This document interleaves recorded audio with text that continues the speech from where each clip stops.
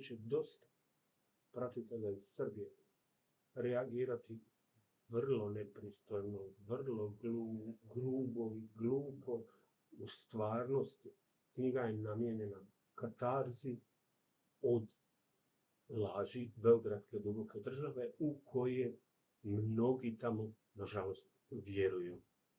Ako mi ne vjerujete, poslušajte izjave Vuka Draškovića, koji stvar razlaže racionalno. Iz hrvatske perspektive, ovo je razjašnjenje Balkana. Knjiga je namijenjena Ministarstvu vanjskih poslova. Pomaže da se razumije Balkan. Pomaže da se razumije beogradski terorizam koji postoji i danas. Pomaže da se razumiju problemi stvarane Jugoslavije, koja zaokuplja mnoge Hrvate. Knjiga je napisana čitljivim novinarskim stilom, iako je riječ o akademskom udžbeniku koji ima 2 znanstvene recenzije.